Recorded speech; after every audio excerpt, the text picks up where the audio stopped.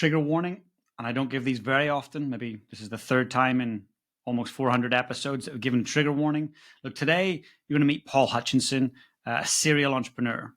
He sold his first company for $20 million at the age of 29. Paul is a founder for a bridge investment group. They manage around $50 billion in assets. And he's also a huge philanthropist. And this is where the trigger warning comes in. We're going to talk a lot about his mindset, how he thinks differently, how he's built this incredible empire. However, we're going to talk about the thing he's most passionate about, and that is the prevention and eradication of human trafficking. He has saved hundreds, if not thousands, of people's lives from trafficking. He is the executive producer for Sound of Freedom. Some of you may have watched the movie. It's quite harrowing. So as I say, today you're in for some incredible insights, but you're also in for some of those harsh realities around trafficking. The reason we've brought Paul on the show is you guys give us so much feedback about having Gary Shaw on the show, and his story inspired you. So we wanted to bring on Paul to continue in that similar theme of the important work that's going on behind the scenes around the world. So enjoy the show. The Lead on Purpose podcast is sponsored by NZ Mortgages. Learn more at nzmortgages.co.nz. Paul, a huge welcome to the Lead on Purpose podcast. Thank you, James. Super excited to spend this time with you. Oh, I'm very honored. I've came across your work from multiple different angles. I've been in many different countries, and the name of your work and what you do has come up. And Sound of Freedom. Many people listening may have watched the movie, which I believe you were an executive producer, but you're actually the author of the book, Sound of Freedom. We're going to talk in a minute about what that is and how we can get involved, how we can support an incredibly important movement globally. But before we do that, I'm going to say you're an enigma. What you've done yourself is phenomenal. So to do the impactful work that you're doing now requires freedom in terms of time, geography, but also financial freedom. Not everyone can do that. You've done something unique with your life from a career standpoint. I'd like to just explore that a little bit. So would you mind just sharing a couple of those earlier career moments that have led you to this point where you're sitting in this amazing position? Absolutely. Well, high level overview. I had my first exit at 29 years old. I had a company that helped people overcome anxiety and depression disorders, and we had over 50,000 people a month calling in off of an infomercial. That was 35 years ago. So, people were still buying stuff on TV ads and whatnot. But I sold that company for over $20 million and at 29 years old. And I thought, okay, I'm rich now. I don't have to do anything. Well, my wife at the time was not excited about me telling her how to better manage the house. So she said, go get a job, go do something, Paul. So technically I retired the first time at 29 and I started investing in real estate. And soon I realized if I didn't hire guys smarter than me, I was going to lose all my money in real estate. So I put together a team. In the beginning, I had a partner named John Pennington. We started a company called Bridge Loan Capital. We did short-term hard money lending, bridge loans. And that morphed into what is known as Bridge Investment Group. I retired in 2017. We had just under $20 billion in assets under management, over 4,000 employees. The company has continued to grow and went public after I retired. I think they're over $50 billion now. I'm still an owner, still a founder, that have thousands of people that are running the show so that I can focus full-time on philanthropy and making a global impact. That's incredible, Paul. Thank you for sharing that. And I want to unpack some of that. Let's go back to your initial company. What was the company? How did you start out and then sell at 29? I actually wanted to be a doctor. Not a regular doctor. I wanted to be a surgeon. Not a regular surgeon. I wanted to be a heart surgeon. And not a regular heart surgeon. I wanted to be a heart surgeon that specialized in helping children. I wanted to be a pediatric cardiologist. And I had that dream from the time I was 5 years old. 6 years old, I wanted to be a brain surgeon. And then I was getting picked on at school. My mom says, why do you want to be a brain surgeon? I says, because I need to change how people think. And I think over time, I realized that in order to fix problems like that, it wasn't about fixing the brain, it was about fixing the heart. So long story short, that's why I wanted to be. I was 2 months away from taking the MCAT. I had done all my pre-med work and I got in a major car accident, severed all the tendons in my hand. didn't know if I'd have the dexterity to be a surgeon. And it changed everything. I literally 10 years worth of work down the drain of all this work and study and whatnot.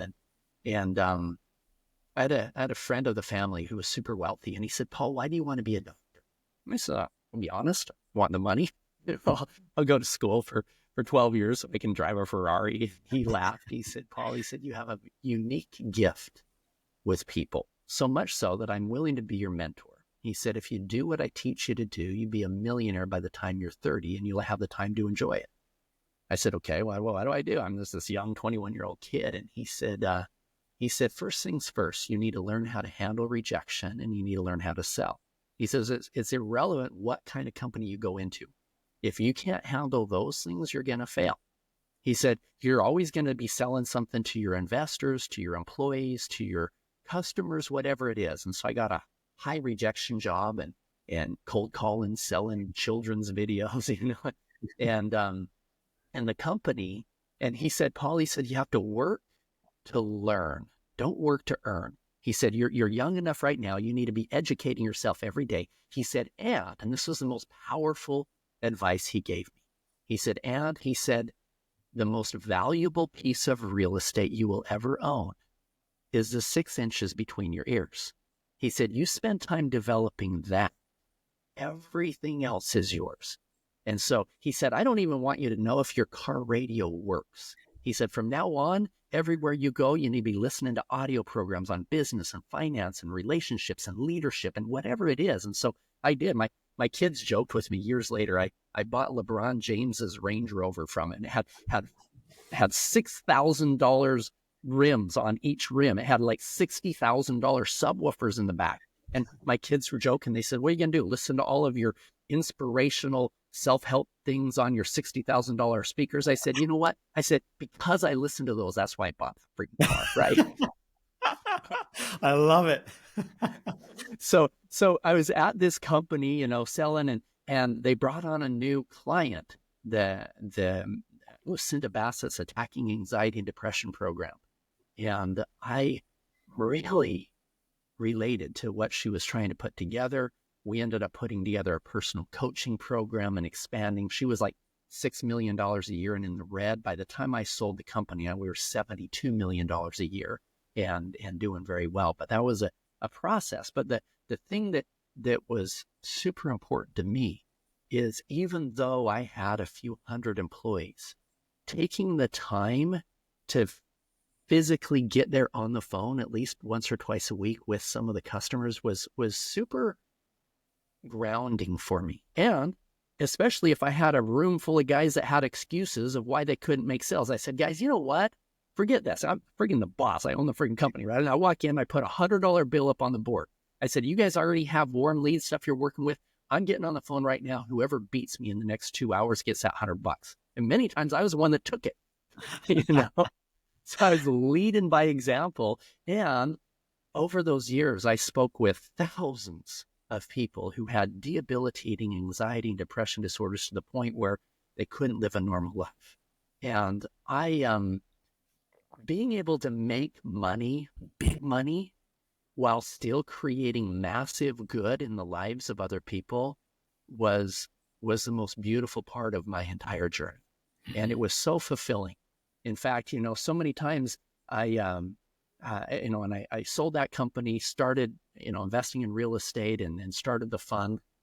We've all heard the saying that the best time to make money is when there's blood in the streets. Well, I agree and disagree with that.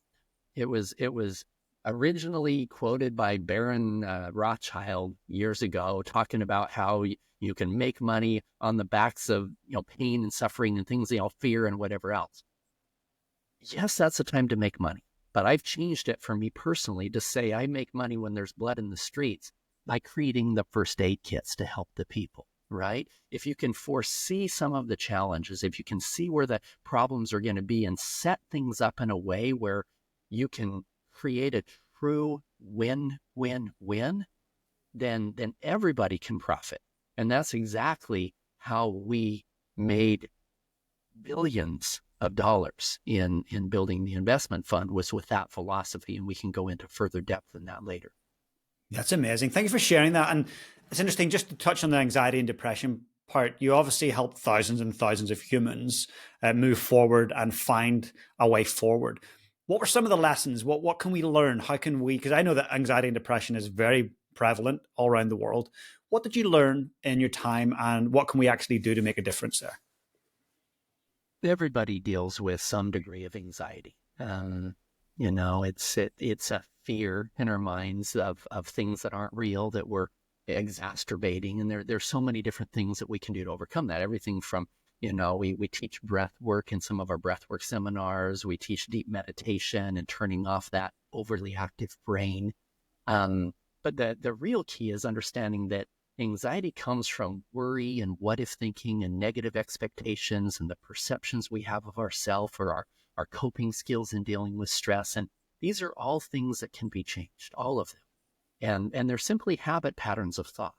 And traditionally, you know, it took us about 12 weeks to help people really break through on that. We have some programs now that have condensed that into 4 or 5 days and really helping to break through that we can talk about later. But from a tangible standpoint right now, by if you don't actively plant healthy plants in your garden, then the weeds are going to take over. And that's what happens with our minds. You know, naturally we have all this crap that comes out, and we need to change that perception of ourselves and that the what if thinking. In fact, I have a little technique that I use. You're going to think this is funny, but I call it little wins. And I take myself almost back to a little 5-6-year-old mindset, right? And pat myself on the back for stupid stuff. I'm talking putting my socks on the right way, right? I say, good job, Paul. All right, tying my shoes. Good. I'm 53 years old. I know how to tie my shoes, right? But it's that constant positive talk, as if I'm like a 5-year-old that tied my shoes the first time. It's that positive affirmations that builds my confidence. And that way, when Tony Robbins says, hey, Paul, take the microphone, talk in front of 15,000 people and calls me out of the blue, boom, I can do it. You know why? Because I tied my shoes that morning. And I spoke positively to myself throughout the day, which built my confidence in the small things so that the big things were easy as well.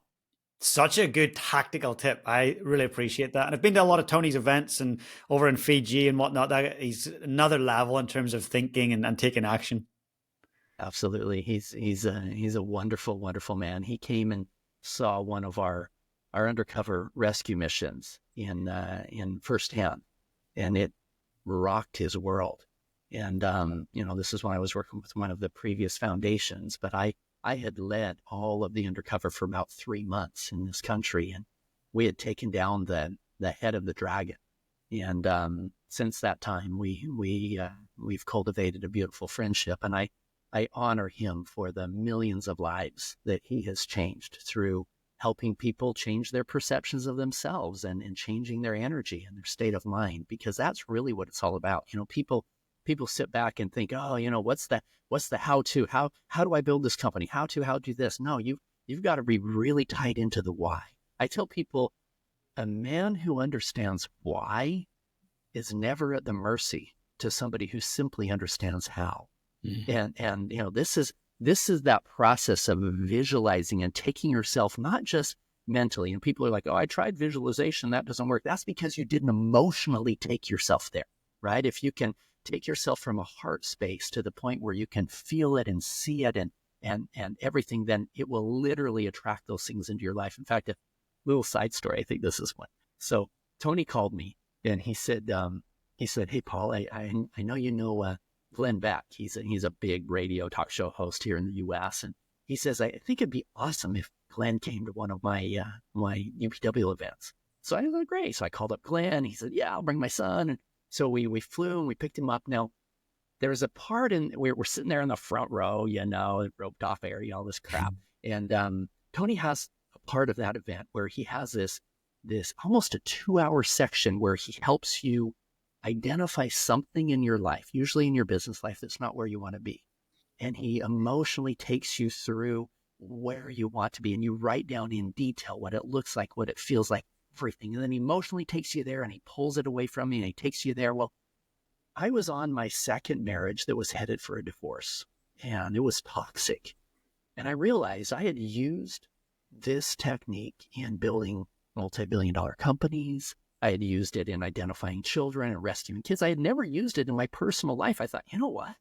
Maybe I'll do that. And I started writing my relationship with, and I wrote my ex-wife's name. Her name was Rocio. In fact, if you watch The Sound of Freedom, we named the little girl after my wife at the time, right? Wow. So I wrote there, my relationship with Rocio is, and this is how Rocio shows up for me, and this is how I show up for her. And about halfway through it, I felt this overwhelming sensation saying, Paul, don't try to affect the free will of anybody else. In your creating this world of your future, allow other people to make their own choices too, but decide what it is you want, not necessarily who. So I'm like, okay, that's a big aha. So I Mhm. changed it to my relationship with the woman in my life is, and this is how the woman in my life shows up for me, and this is how I show up for her, and this is how she treats my kids, and this is how she treats me in public. I mean, all of these things, and it was pages and details. That very night, James, that very night, I found out some things that I didn't know before that made me text my attorney and said, I need to file for a divorce. I'm done. I had no idea. God knew I wasn't happy, but I never identified what it is I wanted. And the second I identified what it is I wanted, he showed me, hey, guess what? It's not her. I'm like, holy crap. And less than 2 months later, I was in Haiti. I had done almost 12 undercover rescue missions in Haiti. And I was there at a funeral for one of my operators. And I met a girl who was donating her time at an orphanage. She was a Colombian actress. I tell people meeting a beautiful Colombian actress is kind of cool, but when she's donating her time at an orphanage in Haiti, that's amazing. Well, she fit every single thing on the list, every single thing.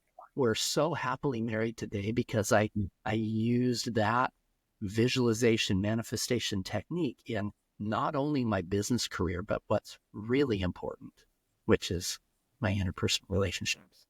That's incredible. Paul, thanks for sharing that intimate detail. And it's interesting, I work with athletes, professional athletes, and often visualization is a tool, but getting them to have an emotional visualization is always more challenging, yet way more rewarding, and outcomes reflect that. So I'm really glad to hear that you've done that in your own personal life and seen those results. Super powerful. And I want to talk a little bit about the work that you do in a minute. You've mentioned a few covert operations. I want to go on and understand that a little more in a minute. But let's just focus on the company that you founded. So for the person that's listening, going, God, that's mind blowing. Multi-billion-dollar company. You started it, you've sold it, you're still in there. So what do successful people do that unsuccessful people don't? Years ago, I was at a seminar. It was a time management type of a thing, and the facilitator was up in front. And it was a small group, and he took out this big jar, big glass jar, big one, and set it on the table. And he pulled out a bucket, and he started bringing in fist-sized rocks, and he filled them all in, filled up this jar all the way to the very top. And once he just got that last one in, he said, "Is this full?" And most people said, "Yeah, that's pretty full." And some people saw what he was doing, and they said no. And then he pulls out another jar and another bucket, and it has some gravel in it. And he pulls the gravel, these smaller rocks, and pours them in. And of course, it shakes it around and fills it up. He says, "Okay, now is it full?" Now, some people are starting to catch on. They're like, "Yeah, maybe not." But other people are like, "Oh, it looks pretty full now." And then he pulls out another container that had sand in it. And he started pouring the sand, and he shook it. And of course, now it's completely full with sand. And some people were still saying, "Yeah, you can fit more," and whatever. And finally, he takes out a jar of water and fills it all the way up with water. And he says, "Now," and then the question was, he said, "What did we learn from this?" Now, almost all of us said, "You can always fit more in. You can always do more." And he shook his head and he said, "Nope." He said, "The lesson here is that if you don't start with the big rocks, you'll never fit them in." If he had started with the sand and the gravel, those big rocks would have never fit, right? And so that's really the key, is identifying what those big rocks are what are your real priorities? What does that look like? And those priorities aren't just, your bottom line in your business. Sometimes it's the healthy relationships with your employees, the partnerships that you bring, your even your relationship in your family, et cetera. Those are the big rocks. But by sitting down and taking the time to truly prioritize what's really important and putting the time into that's super valuable. Now, another really powerful tool that we used, John Pennington was the co-founder with me of the funds. And people ask John, they say, hey, did you see it? Did you know you guys are going to be billions? And he tells this story. He goes, I remember, he said, I didn't, but Paul did. He said, I remember we were in this little office. It was so small that literally if we backed our seats up at the same time, we would hit each other. We'd bump elbows turning around, right? We were like $300 a month, and it came with free internet and a printer. and we were in there making, we had a company that started out as Bridge Loan Capital, and we were doing short-term bridge loans. And I was making phone calls and trying to raise. We needed like $25,000 by Friday to make this deal work. It was going to fall apart, right?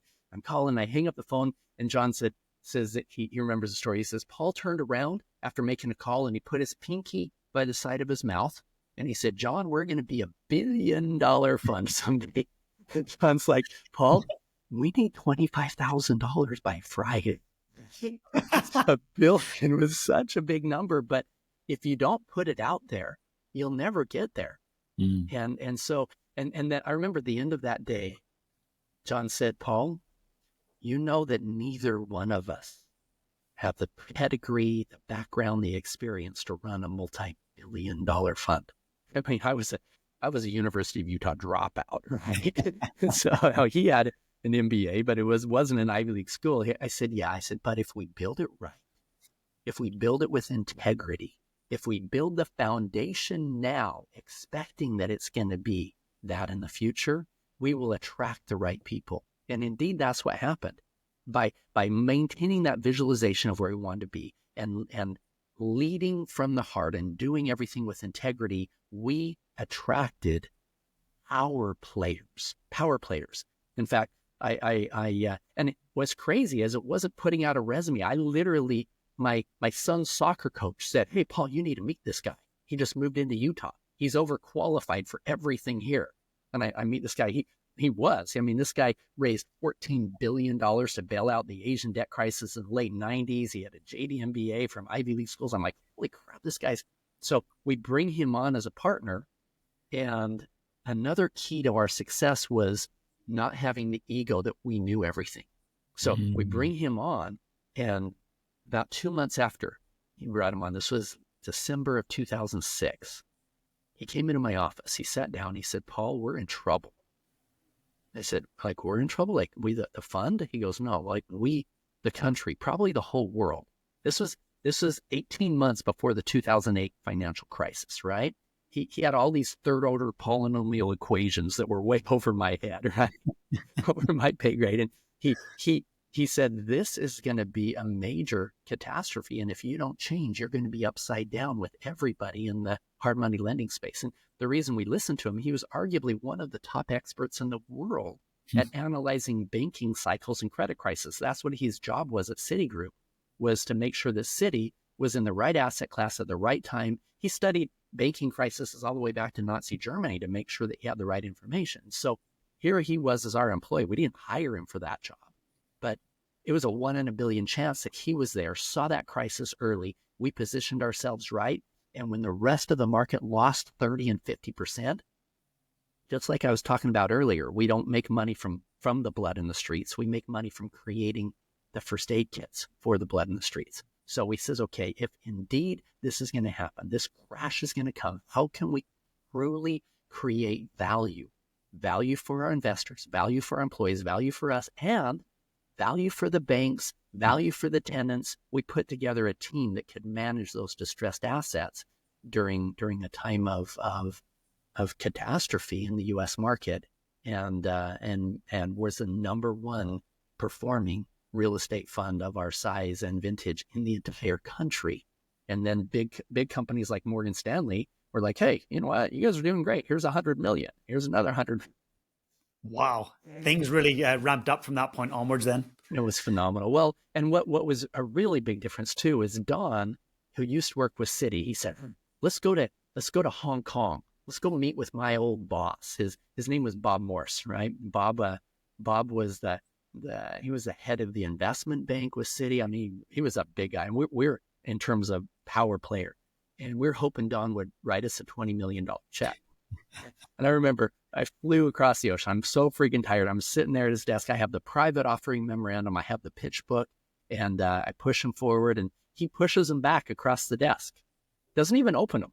Pushes them back. He said, Paul, I don't need to see any of that stuff. He said, I've been watching you guys for the last 6 months. And then he points at me. He said, I know more about your bio than you do. I'm like, oh, wow. Shit. What's so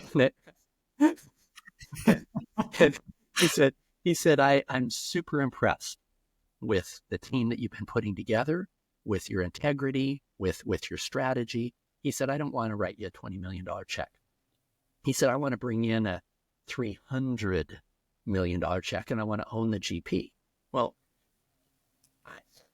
I started a company so I didn't have to work for somebody. And Don didn't want to work for him again, so we actually turned him down, negotiated over the next number of months, and eventually brought him on with that number, but without a majority ownership, but still a big chunk. But not just the money coming in, saying, we want you. We want you to be actively involved. And now when we've got some guy like that on our team, now these bigger institutions are like, okay, now you have credibility. So, I credit this to the team, but the biggest credit, and I will be remiss if I don't point out this is the most important thing that created our success. Back in my early 20s, one of my mentors said to me, he said, Paul, he said, the average person donates around 2% of their annual income to charity, to making a difference. He said, what's interesting is millionaires and above, that's statistically even a smaller percentage than 2%. He said, I admonish you today to not do 2, not even 5, not even 10.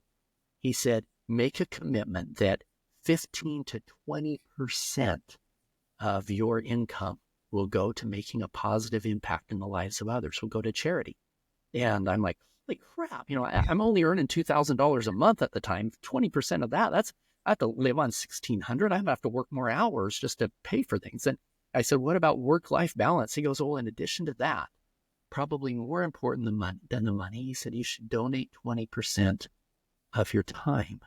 I'm like, holy crap. He goes, yeah, you work at 40 hours a week. He said, you should consider 10 to 15 hours of charity time. I'm like, that's He said, some of the wealthiest families in the world make a massive impact by having numbers like that they give and make a difference. And so I made that decision back then in my early 20s. And I truly believe that one decision was the catalyst of everything else. How does somebody become a partner, let alone a founder of a multi-billion dollar company? You're not a University of Utah dropout. The statistical probability of me being where I am is 0. The only way that I can understand it is that I made that decision in my early 20s that I would donate until it hurt. And I have so many examples of times where massive miracles happen. In fact, one of them, Glenn Beck, wanted to launch his anti-child trafficking campaign from Bangkok, Thailand. It was going to cost $100,000 to send him and his whole team there. And he had such a big audience. I knew that would be super valuable in making an impact. But we had a bunch of grandmas that were donating $1 a month to the foundation. And it was kind of sacred money. So I made the decision that I was going to fund that together with my partner, Don. And we flew to Thailand. We flew back. As we landed back in the U.S., this is one of those charity things, I had 2 voicemail messages pop up on my phone. One of them was from one of the owners of the largest hotel chain in the world.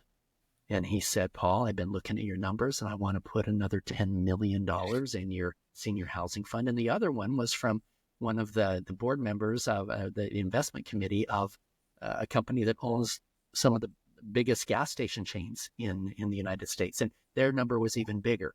my income from those 2 voicemail messages multiples exceeded what I had just donated. You can call it karma. You can call it the universe. I call it God. You can call it whatever you want. There's a higher power very interested in us doing good, and you will receive physical rewards, not just spiritual, whatever, physical rewards for making that decision to make an impact in the lives of others. That's amazing. And as I said at the start, you are an enigma and you're just underlining and underscoring that 100 times. This is incredible. And I love that idea of the law of reciprocity. When you give and give and give and you don't expect, actually things start showing up. And it's not neediness. You're not doing it with a reason behind it. You're doing it because you want to make a difference. And The Sound of Freedom, for those that haven't watched it, you need to watch it. For those that haven't read the book, I'm going to put a link in the show notes. You've got to buy this book. I want to talk about that now, and I'm just going to let the listener know that what we will talk about may be confronting, challenging to listen to. So we're going to talk about some heavy stuff.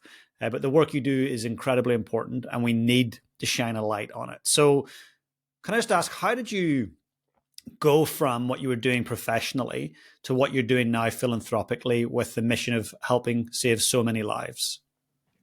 I received a phone call about 11 years ago from our attorney general in Utah, and he said, Paul, he said, I know you've donated a lot of money to child-related charities. I was on the Make-A-Wish board of directors. I had donated the Primary Children's Hospital. My list went on, and he said, Paul, he said, I need to talk to you about something that's pretty dark. It's the fastest growing criminal enterprise in the world, and good people don't even know that it's happening. He started talking about human trafficking. And he said there's a Homeland Security agent that's in Colombia that's identified about 20 children in Cartagena. He needs about $50,000 to rescue these kids. And the government wouldn't give him the money because he couldn't prove that there was Americans involved. And I'm like, you know what? It shouldn't matter what country they're from. If they're kids being trafficked, we need to do something, right? And so I helped to fund that. And then a couple of weeks later, that agent called me. He said, Paul, he said, I'm in Cartagena. There's not just 20 children here. There's more than 50. There's more than 100 children in the surrounding areas that are tied to these trafficking rings that are being sold for the most unimaginable things. He said, we have a plan. We could rescue all 100 plus children on the same day at the same time, but I need your help in a big way. And I said, well, how much do you need? Thinking he needed a check. He said, I need you. Can you be in Colombia in 2 days? Now, he knew a little bit more about my background than most people. I have a certain set of skills that makes me somewhat safe in a dangerous place. But more important than that, he needed somebody who could effectively negotiate a multi-million-dollar real estate transaction with the cartel, with the traffickers. He said the head trafficker has a piece of property he wants to develop into a child brothel sex resort. He needs a few $1 million to build it out. He believes he can make tens of millions of dollars a year selling these victims to wealthy foreigners. And he said, we need to convince him to bring all of his children between him and the other ones that he's connected with. He's got over 50 kids in this area and 100 the others. We believe that he'll make those calls and bring all the children to the same place if he believes that the only way that you're going to fund his resort is if he can prove to you that he can fill it by having a party with you and your buddies with all of his existing inventory. And hit me hard. I thought, okay, well, I asked him, I said, so what do I need to wear? I mean, at the time I was building my fund. I was at an opulent hotel. I was raising money from, it's like 4th generation billionaire family conference type thing I was at. And I said, well, I'm in Atlanta. I don't have time to go home to get change clothes if I'm going to fly out tomorrow. And he said, Paul, he said, you need to come as a wealthy playboy. And I'm on the phone. I looked down and my cufflinks were diamond studded cufflinks, right? I've got a suit that costs more than my first car, right? And I'm like, I think I got the outfit. And so I flew down and not knowing what to expect, I walked into this room where they had these traffickers that were there. I was expecting to see guys with tattoos on their throats and, earrings in their noses. The first trafficker I met was a businessman in a white polo shirt, clean shaven. The second one I met was a beautiful woman. She ran a fake modeling agency and was luring these children in through it. And I'm sitting there at this table negotiating with them. Halfway through the meeting, one of them leans forward and he said, "Pablo, I have a gift for you." I said, "Really? What's your gift?" He hands me his phone and there's a picture of an 11-year-old girl on his phone. He said, "This is Princess. She's still a virgin. We just took delivery of some. She's my gift for your party." Started talking about these horrific things we could do to these children. And I thought, if we can get these children out before they're ever hurt the first time, that would be a miracle. And in the movie, my character said, "No, I don't want to go." I was the rich guy that funded it, that Jim Caviezel, said, if Pablo is willing to do this, we can make it work. And the only way I was convinced to go is he gave a picture of this little girl to my driver. In real life, I was already there. I was face to face with these guys. But him showing me that picture galvanized my commitment to eradicate this. And fast forward 2 weeks later, I told him, "Listen, I'll fund your deal, but we're going to have a party. You got to bring it together." 2 weeks later, we had met with the U.S. Embassy, the Colombian federal agents. They provided 40 agents for us. Like 4 of them were our maids and our waiters and cooks. They're not very good cooks, but they're armed. 25 of them were there to storm the party at the right time. And these guys showed up with 54 children. Wow. And we put them in a separate place. And so they wouldn't see the guns and the money changing hands and everything. And then halfway through this meeting, one of them stood up and he said, "Pablo, I have to show you the gifts that I brought you." And went into the house where the kids were, and he came back out. When he was in there, we could hear some of them crying. They were so scared of meeting me. They thought this was the moment that the most horrible thing would happen. And he came back out, and he had these 4 children. There was an 11-year-old boy that they gave cocaine. There was the little girl that he showed me on the picture. And James, I'm sitting on a chair just like I am right here, this high. This little girl standing in front of me was eye level with me sitting down. And I could see into her soul. And all I could see was fear. And I made a commitment to myself, to God, that child, that I was going to dedicate my life to eradicating that evil from the face of the earth. The most beautiful moment of my life up to that time was after the agents came and stormed the party and arrested everybody, us included. The bad guys think that we got extradited to the U.S. to stand trial. But 30 child protective services people came in with the children. And they were calming them down, and they started laughing. They started singing with the children. And that sound of freedom, that singing, compared to the crying that we heard just moments before, that was the most beautiful sound that I ever heard. That's why we named the movie The Sound of Freedom. And they weren't supposed to tell the kids that we were the good guys, but somebody must have said something, or maybe she just felt something. Because that little girl, the same one he showed me in the picture, the same one that we called Rocio in the movie, that same one that was standing in front of me with tear stains on her face just moments before. She was standing there by the door. Her hand was on the screen of the door. She was crying again. But she was smiling and waving at us. And she said in her broken English, she said, "Thank you, Americans." And I started crying, and I turned to the agent who was with me, and I said, I've spent my whole life making money. I mean, a lot of it. I had a basketball court in my basement and 57 cars, 2 helicopters and a plane, all this crap, right? I said, I've spent my whole life making money, making rich people richer. I want to make a difference.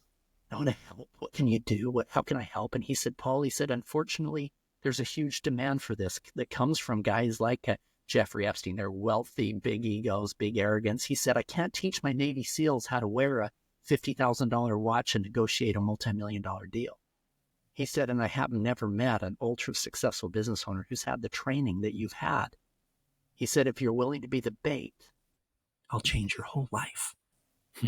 So I've led 70 undercover rescue missions in 15 countries. And through that foundation, through our foundation now, which is the Child Liberation Foundation, you can go to liberatechildren.org, liberatechildren.org, and through the Child Liberation Foundation, other foundations that I have helped to fund and to start, well over 5,000 trafficked children are now back to their families. And we knew we couldn't take good people like the listeners on this show. We couldn't take you guys to go undercover and see these kids, but we could help you feel what we had felt. And so I became the primary investor and executive producer in the movie Sound of Freedom, which became the #1 independent film in the world last year. Did exactly what we envisioned it would be, is created a global movement and opened up doors everywhere to help change laws and policies with countries around the world to keep the children safe. Seriously mind-blowing. It's incredible what you're committed to, and we need more humans like you to commit to this, because it does take resources. It also takes your acumen, which you say, like, not everyone has the acumen to do what needs to be done, but it takes money and it takes awareness. And Sound of Freedom really did that. It's shone the light on a really horrific, ugly industry that most people don't realize is going on, or it's going on so far away from where they think, they live, that it's not in front of them. But can I just ask you, is this happening just in developing countries, or is this rife in our New Zealands and our Americas and the UK? It's everywhere. It's everywhere. And here's the real thing we need to focus on, James. Parents will leave the movie Sound of Freedom and they'll say, okay, I want to do something. I want to help. What can I do? And the worst thing you can do is go to Colombia and try to rescue children. Mm-hmm. You're going to get arrested. You're probably going to get shot. The best thing you can do is go home and hug your children. People are like, well, how does that help? Well, the majority of children that are taken and moved to other places and trafficked in that way, the majority of those children come from runaways, broken families, a broken foster care program, because these are the at-risk children. Mm-hmm. And so focusing on having a healthy nuclear family is vitally important. Now, I'm going to throw this out. This is not a religious pitch, but statistically, 1 out of every 2 marriages end in divorce. But marriages that pray together, it doesn't matter what religion it is, it changes from 1 in 2 to 1 in 1,152. Wow. 1,001, that's less than 0.01% versus 50% of traditional ones. So I tell people, go home and hug your kids and pray with your spouse. Hold your family together. That's one of the most powerful things that you can do to prevent trafficking in that way. Now, more important than that even, well, not more important, but equally important to that, is you need to have a relationship with your children where they can very comfortably come to you and say, hey, Dad, hey, Mom, I don't like it when you make me hug Uncle Harry, because he touches me weird and tells me we should have secrets outside of you. Or I don't like going to this friend's house because her brother's taking pictures of us when we're changing and says sexual things to me and says he's going to use these pictures against me.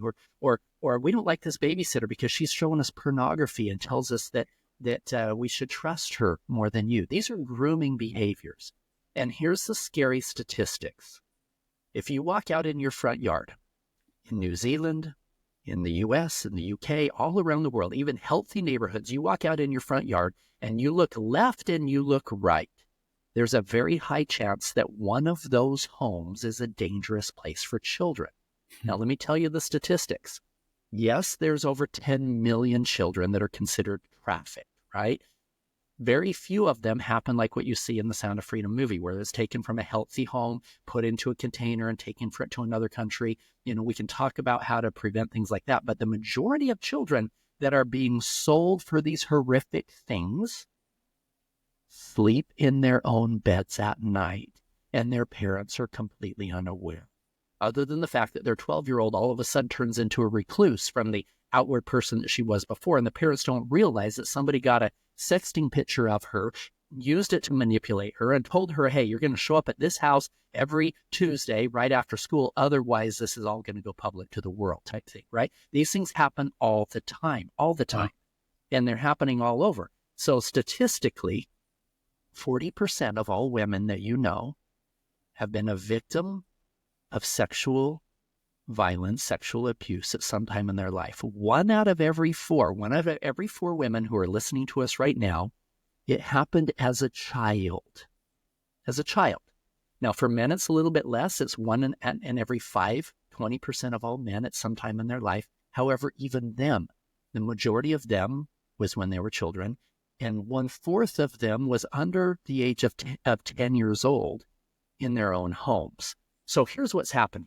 After 10 years of doing undercover work, I realized that there were more children being sold today than there were 10 years ago. And I looked in the mirror and I said, Paul, if your commitment to that child when you were sitting in front of her 10 years ago, if your commitment was to dedicate your life to eradicating child trafficking, you're not doing a very good job. Because there's more today than ever. Because every time we went in and we rescued these children, if not enough was being done to fix the demand, then 20 more children are being sucked into the deepest recesses of hell. And so here's what all of us can do. Besides having those healthy relationships with your children, besides praying with your spouse, besides holding together your family, the things that we can do is take a personal assessment of how we're showing up to the world and what toxicity we're holding on to that's contributing in some way. So here's the sad numbers. Gratefully, God bless them, men, the majority of women, but even the majority of men who have gone through that kind of trauma as children, the majority of us grow up to be protectors. There's no way that a child will ever be hurt on our watch, in our world, in our family because of the pain we went through. However, 1 out of every 3, I already told you how many people were abused as children. 1 out of every 3, if not given the help, the healing, the love that they need early on in their adolescent years, in the early 20s, 1 out of every 3 will eventually become a contact offender.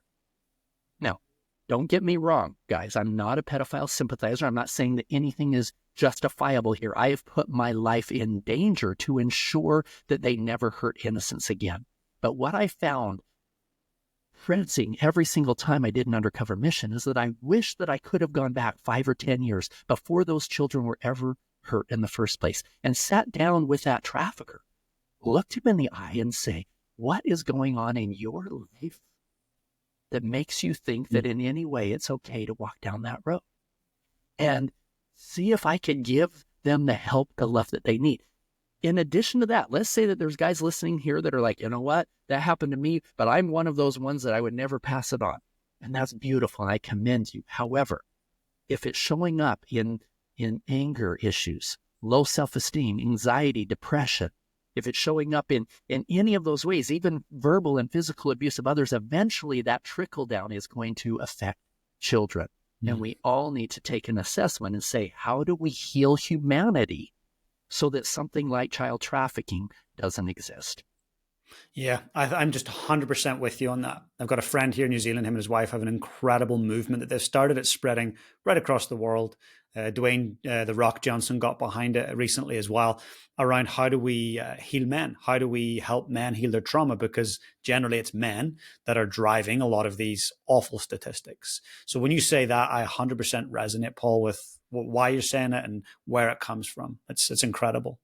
So thank you so much for sharing this. And I know we've just literally just started talking about it and opening the door, but I want people, I'm going to remind them again, go to the show notes, order the book, order a couple of copies, give one to a friend, go watch the movie. And also for your charity and your foundation, I'll make sure we've got in the show notes, a link to it as well, where people can go and contribute financially. But I love how you say there's things we can do. We live in a small town of 3,000 people. It's a port town. And about 7 months ago, there was a little post in our Facebook community, and we keep an eye on everything. A young girl in this little port town went to the little school in this town and was walking home. And a gentleman got out of a van and said, "Hey, your mom and dad said for me to pick you up. They're not home right now." And she said, "Oh, okay. What's the password?" And as he was starting to fumble, she sprinted and got away and got home. Very concerning for our little community, but it's happening everywhere. So I just thought that that was a beautiful technique, a real good family tactic to have a family password. Anything else in your experience that we can do to help protect our vulnerable kids? Yeah, I have a lot of these things in the Sound of Freedom book because, we couldn't include all of this in the movie, but, the beginning chapters are about, creating an undercover operator, but I go into depth as to what we learned in situational awareness and, a lot of things that parents can use in their daily life to keep their kids safe. And, I talk about in there about having a code word and how to set that up. I talk about not putting your kid's name on their backpack. That might seem convenient, but it makes it so that a predator could very easily say, hey, Johnny. Oh, yeah, you know me. That's because your name's on your backpack, isn't and so I have a whole bunch of key tools in there that you can do to keep your kids safe. And then at the end, we talk in detail about healing humanity and what that looks like and how we can all get behind something like that. Incredible. I can't wait for more people to read this book. In terms of healing humanity, I think we're all on a journey of healing, all on different parts of that spectrum.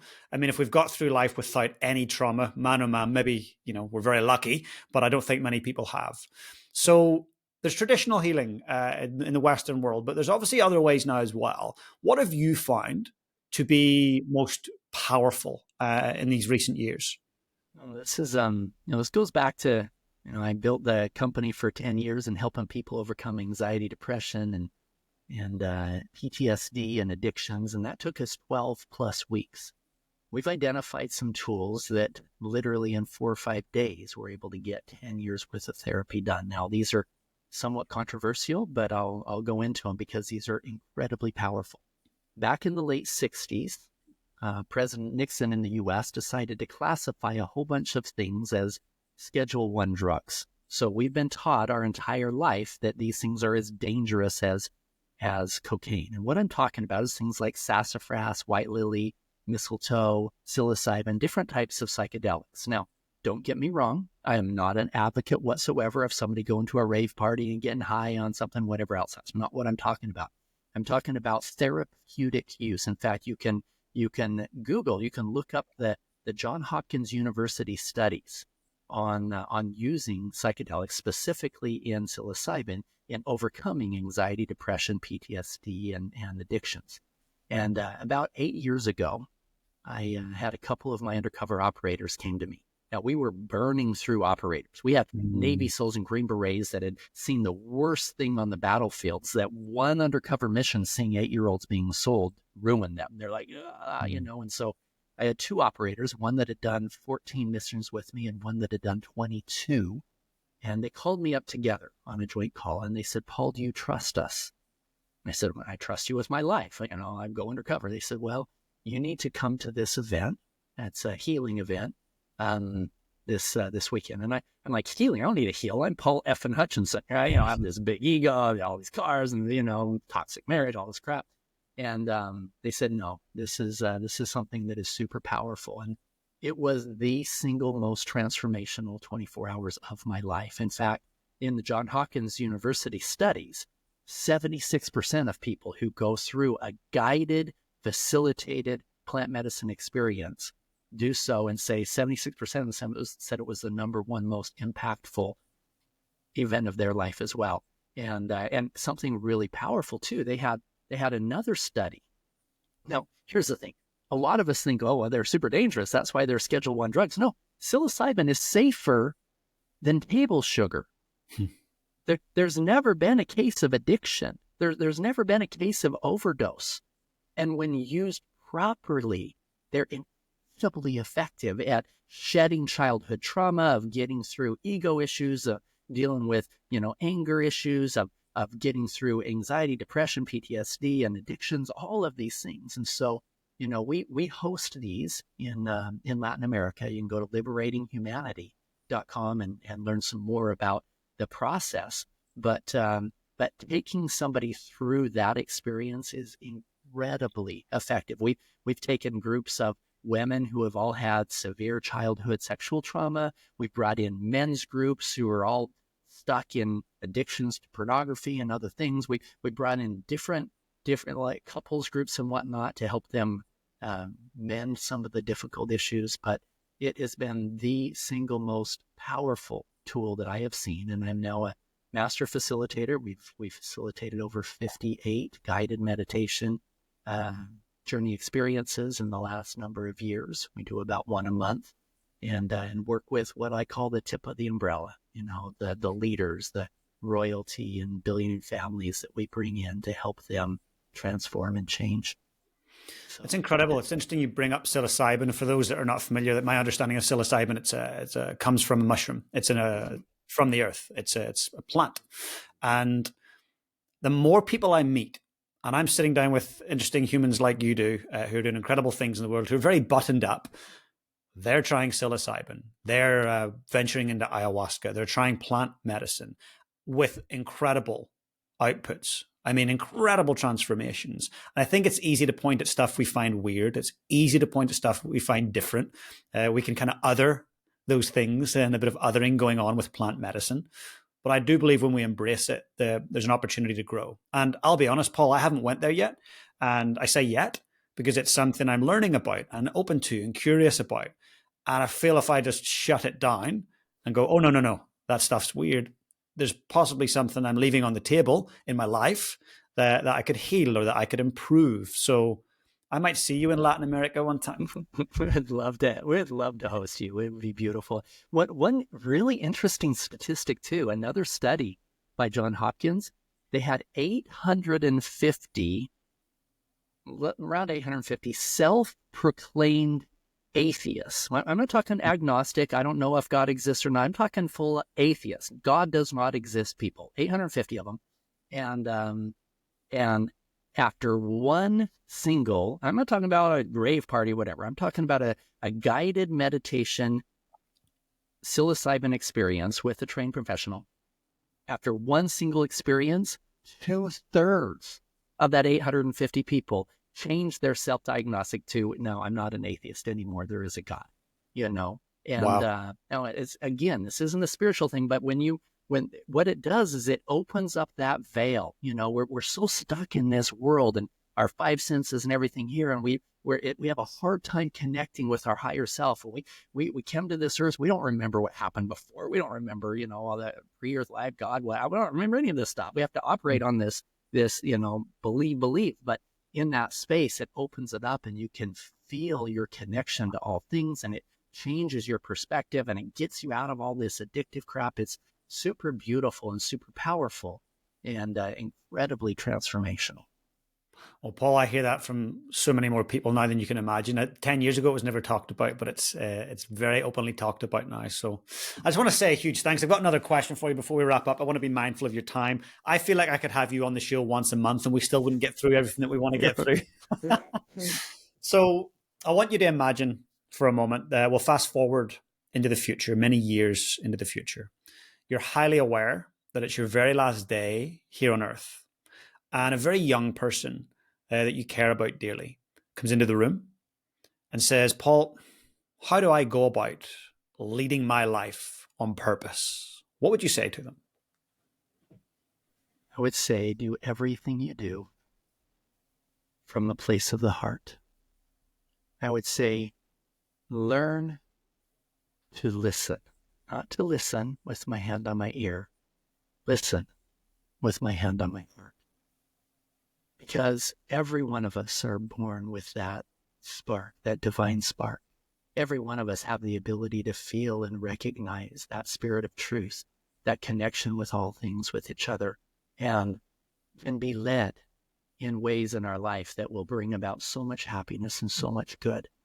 So I would simply say, learn to listen from a heart space. and learn how to trust what's coming through, and everything will be so much easier. Such beautiful, beautiful advice. There's a listener right now that just needed to hear that. I just want to say a huge thank you for the incredible work you do. You are a mission-driven messenger. What you're doing is so important in this world, and I'm here to support you in any way that I can. So a massive thank you, Paul. Thank you, James. So grateful for this time with you and your audience. Oh, thank you. The Lead on Purpose podcast is sponsored by NZ Mortgages. Learn more at nzmortgages.co.nz.